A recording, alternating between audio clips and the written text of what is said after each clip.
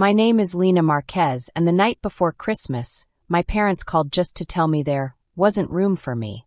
I heard my sister laughing behind them, like the whole thing was rehearsed. I didn't argue. I hung up, wrapped a small silver box, and sent it to their front door in Raleigh. The next morning, the family group chat erupted, panic messages, screenshots, accusations, and my parents' perfect image finally cracked open for everyone to see. Stay with me, because the truth behind that tiny gift is the reason half my family won't speak to the other half anymore. And before we go further, if you've ever been pushed out by the people you loved, subscribe now. Missing the next chapter of this story would hurt more than the rejection that started it. You want to know what it feels like to grow up invisible? Let me paint you a picture. Raleigh, North Carolina. White picket fences. Church on Sundays. Christmas lights so bright they could guide planes. And in the middle of all that perfection, there was me, the spare child. That's what my aunt called me once at a Christmas party when I was 14. She said it like it was funny, like it was nothing. "Oh, Haley's the star and Lena's the spare." Everyone laughed. My mother laughed. My father raised his glass and smiled. I stood there holding a plate of cookies, so tightly my fingers went numb. I remember looking down at those cookies and thinking, if I hold on hard enough, maybe I won't break apart right here in front of everyone. But I didn't break. Not then. I learned to swallow it. I learned to shrink. I learned to make myself small enough that maybe, just maybe, they'd notice me without feeling threatened. That's what you do when you're the spare. You make room for everyone else and hope there's a sliver left for you. Christmas in my house wasn't about love. It was about performance. It was a ceremony of comparison. Haley got the spotlight every single year. New dress, new shoes, center of every photo. My mother would spend hours curling her hair, making sure every ribbon matched. And me? I got hand-me-downs and a pat on the head. "You look nice, Lena." Nice. That's the word you use when you can't think of anything else to say. When someone's just there, taking up space, breathing your air. I remember one Christmas when I was 16, I saved up from my part-time job at the grocery store to buy everyone thoughtful gifts. I spent weeks picking them out. For my dad, a leather bookmark with his initials because he loved reading. For my mom, a vintage brooch I found at an estate sale because she collected them. For Haley, a journal with her favorite quote embossed on the cover. I was so proud. I wrapped them carefully, wrote cards, put them under the tree early. Christmas morning came. Haley opened hers first, glanced at it, said, "Thanks," without looking up from her phone, and tossed it aside. My mother opened hers, smiled tightly, and said, "Oh, that's sweet." She never wore it. Not once. My father didn't even open his until later that afternoon. And when he did, he nodded and set it on the coffee table. I saw it in the donation pile 2 weeks later. But when Haley gave our parents a framed photo of herself, just herself, in her cheerleading uniform, they cried. They hugged her. They hung it in the living room that same day. I sat on the stairs watching them, and something inside me started to crack. Not break, just crack. Like ice on a frozen lake when the temperature shifts just enough. The real breaking point came 2 years before the Christmas incident. Thanksgiving. The whole extended family crammed into our house like sardines. Aunts, uncles, cousins, family, friends. The table was so full you could barely move your elbows. Haley stood up in the middle of dinner, of course she did, and announced her engagement. The room exploded. Screaming, crying, hugging. My mother nearly knocked over the gravy boat, rushing to her side. My father stood up and made a toast. Someone started popping champagne. It was chaos. Beautiful, joyful chaos. I had brought a gift for my parents that day. I'd spent weeks on it. A scrapbook of family photos I'd restored and arranged, with handwritten captions about memories we'd shared. I thought maybe, just maybe, it would mean something. I waited until the noise died down a little, walked over, and handed it to my mother. She opened it, flipped through a few pages without really looking, and then she leaned in close, so close I could smell her perfume, and whispered, "Maybe next year bring something thoughtful." I felt every eye in that room on me. Some people smirked. Some looked away. No one said a word. No one defended me. My father just cleared his throat and changed the subject. Haley was glowing, laughing, showing off her ring. And I was standing there holding the edge of the table, trying not to let my legs give out. I excused myself, walked to the guest bathroom, locked the door, and I let one tear fall. Just one. Because if I let more, I knew I'd never stop. I looked at myself in the mirror, and I didn't recognize the person staring back. I looked hollow, erased, like a pencil sketch someone had tried to rub out, but left just enough lines to see the ghost of what used to be there. And then I heard my grandfather's voice in my head. He'd died the year before, and his last words to me were, "Make your own place in this world, Lena. Don't wait for them to make space for you." He was the only one who ever saw me, the only one who ever asked how I was doing and actually waited for the answer. He left me something in his will. I didn't know what at the time, but I knew it was his way of saying I mattered. I walked out of that bathroom, finished dinner in silence, and 2 weeks later, I packed my car and left for Austin, Texas. I didn't tell anyone I was leaving. I just went. Because if you're going to be invisible, you might as well disappear completely. If you've ever swallowed your pain to keep the peace, you need to stick with this. And if you haven't subscribed yet, ask yourself, why wait until the next heartbreak to stay informed? Austin, let me tell you what it's like to start over with nothing but rage and a duffel bag. I worked 3 jobs. I stocked shelves at a grocery store from midnight to 6 in the morning, delivered groceries from 7 to noon, and studied digital branding and marketing in every spare moment I could find. I lived in a studio apartment, so small you could touch both walls with your arms spread. The air conditioner barely worked. The neighbors fought every night, but it was mine. No one could take it from me. I was exhausted, bone-deep, soul-crushing exhausted. There were nights I'd come home and just sit on the floor because I didn't have the energy to walk the 5 extra steps to the bed. I'd stare at my phone and see the family group chat lighting up with photos of Haley's wedding planning, my mother's garden parties, my father's contracting business success. They didn't ask where I was. They didn't wonder if I was okay.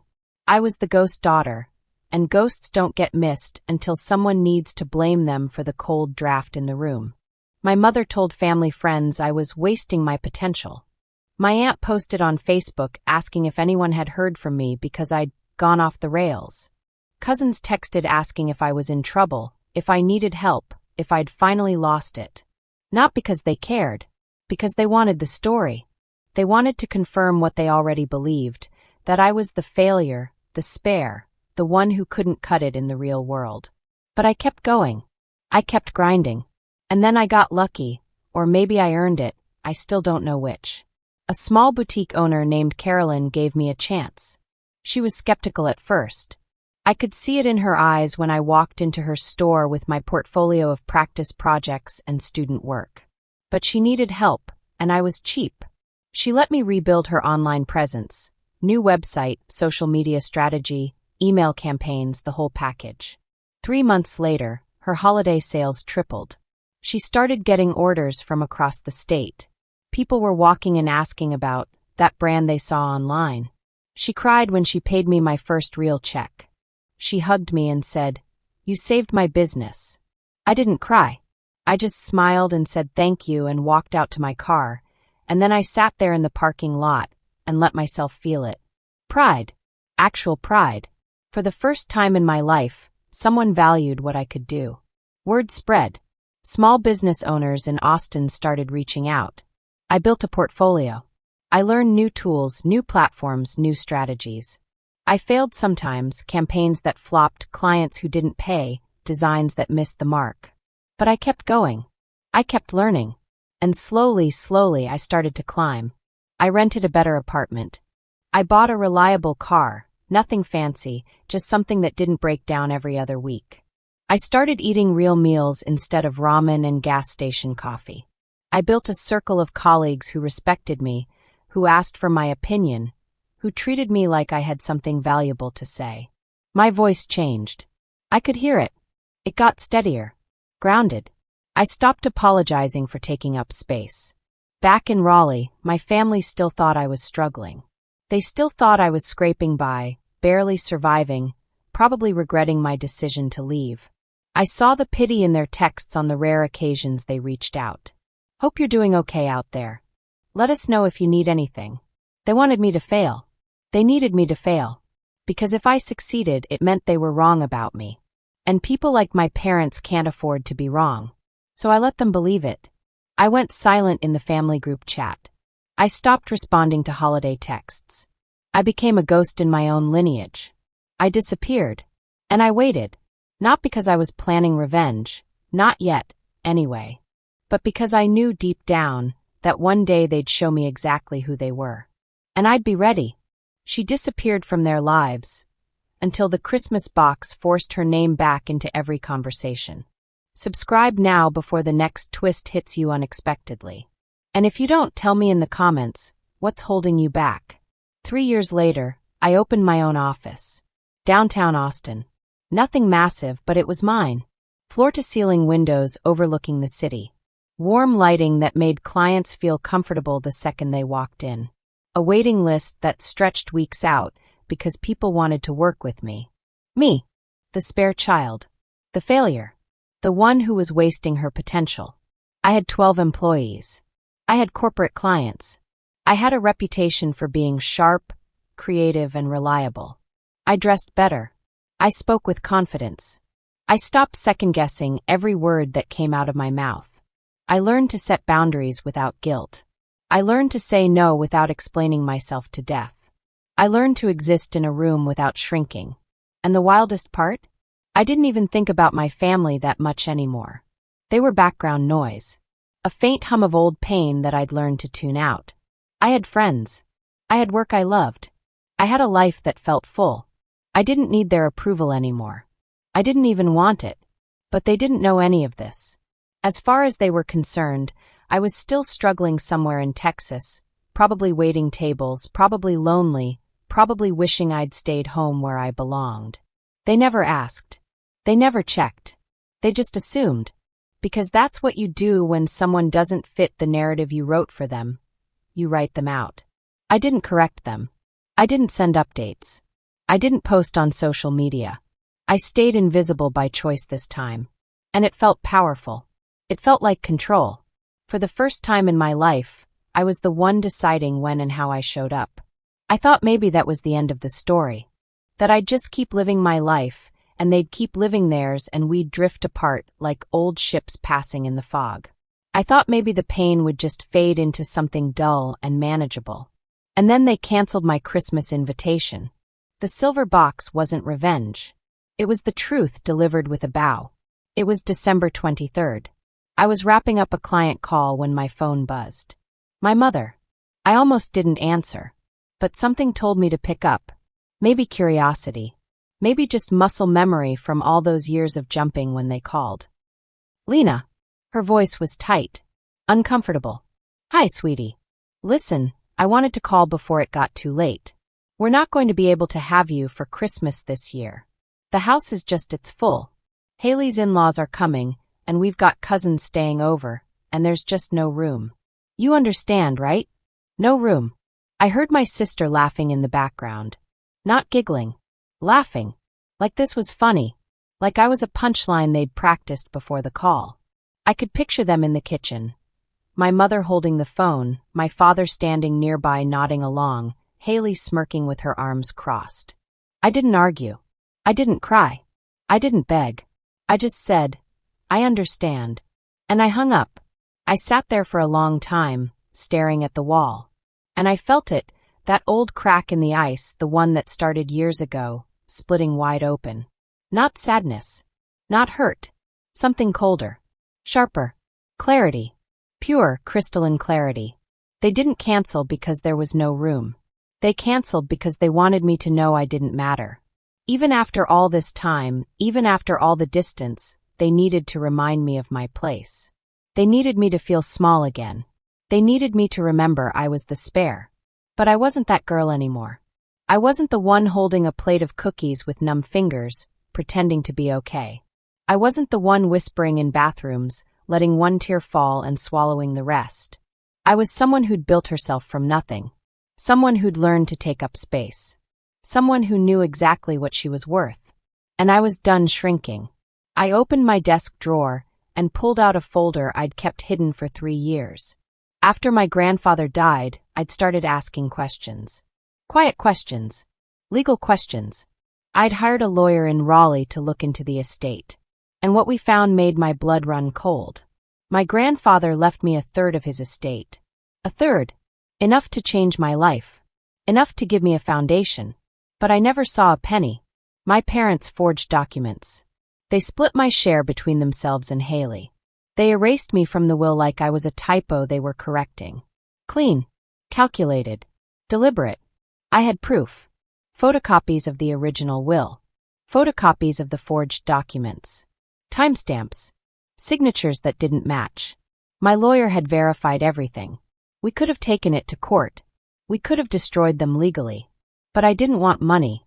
I wanted something else. I wanted them to face the truth in front of everyone who ever made me feel invisible. So I went to a print shop. I made one clean, clear photocopy of the forged inheritance document. My grandfather's signature, my parents' alterations, the date, the amounts. I put it in a small silver box with a red ribbon. No note. No explanation. Just the truth. And I had it delivered to their front door on Christmas Eve. The next morning, my phone exploded. The family group chat lit up like a wildfire. Dozens of messages. Panic. Confusion. Screenshots forwarded across state lines. My aunt demanding answers. My uncle calling my father a thief. Cousins taking sides. Haley's fiancé's family asking questions.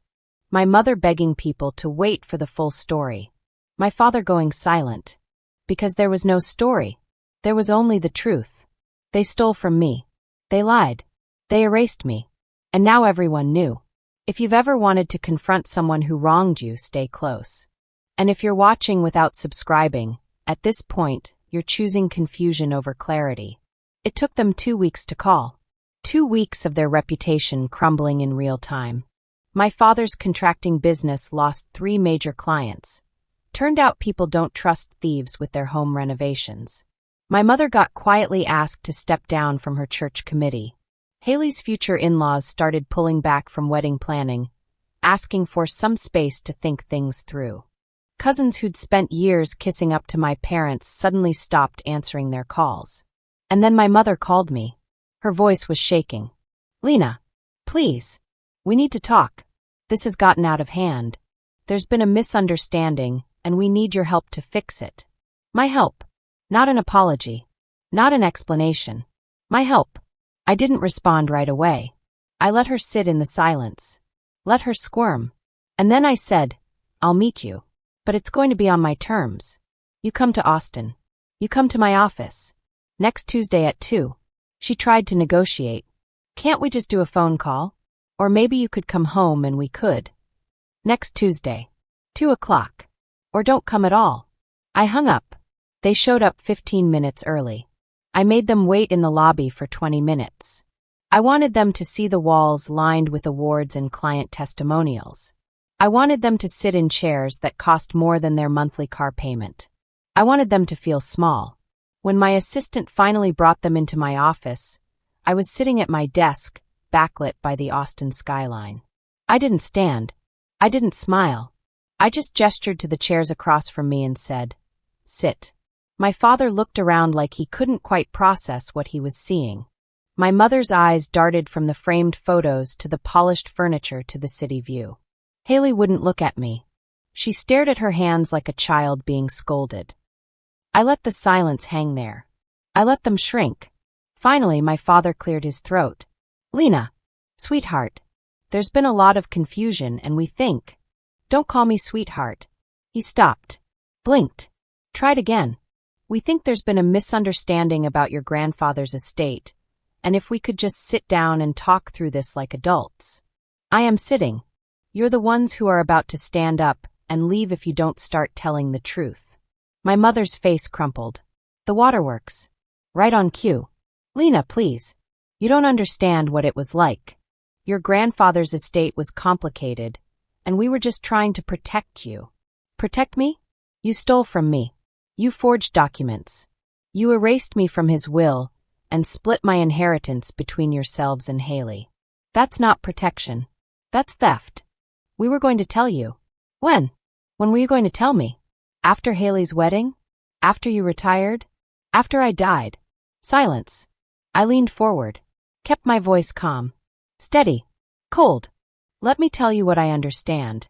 I understand that for my entire life, you made me feel like I didn't matter. Like I was a backup plan. A spare part. I understand that you laughed when people mocked me. I understand that you dismissed every gift, every effort, every attempt I made to be seen by you. And when I finally left, when I finally stopped waiting for you to love me, you didn't even notice. You didn't even care. And then, when you had the chance to do one decent thing, to honor what my grandfather wanted for me, you stole it. You looked at his signature, at his wishes, and you decided I didn't deserve it. My father tried to speak. I held up my hand. I'm not finished. You canceled my Christmas invitation because you wanted to remind me that I'm nothing to you. You wanted me to know my place. But here's the thing, I already knew. I've always known. And I stopped caring the day I realized that your love was conditional, performative, and shallow. I don't need you. I don't need your approval. I don't need your money.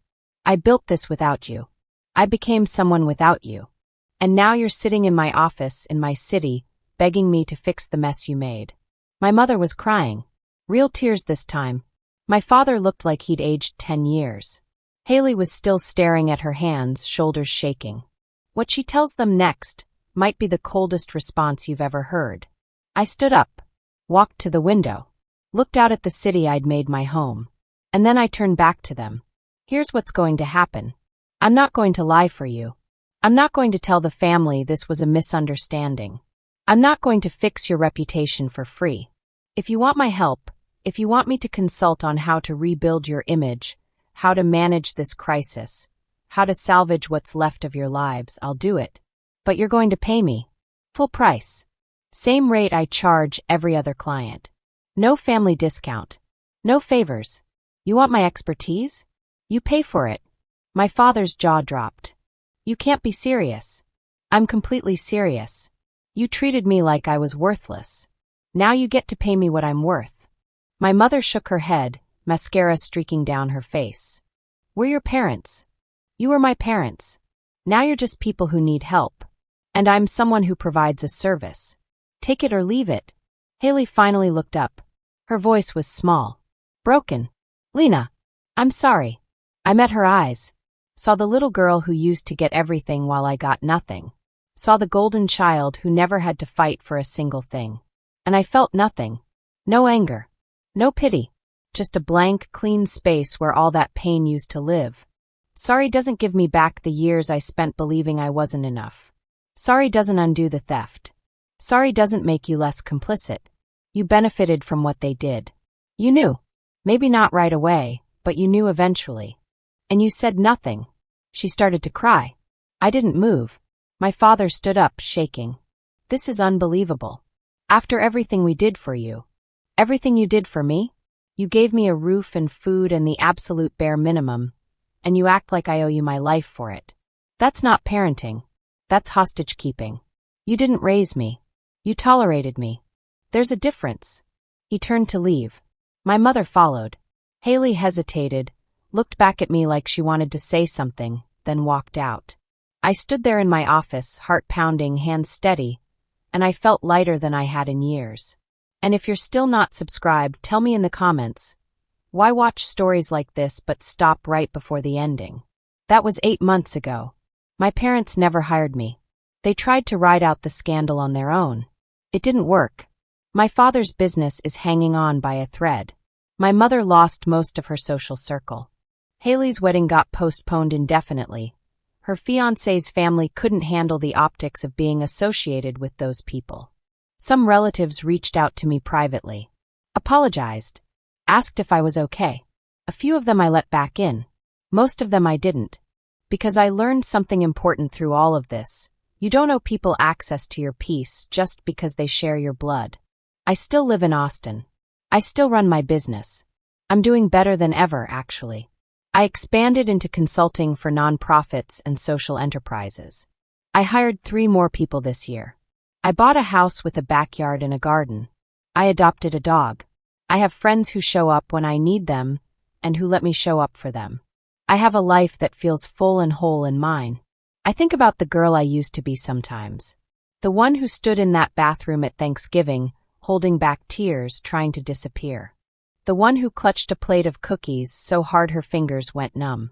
The one who kept hoping, kept trying, kept believing that if she just worked hard enough, if she just loved hard enough, if she just shrank small enough, maybe they'd finally see her. I wish I could go back and tell her the truth.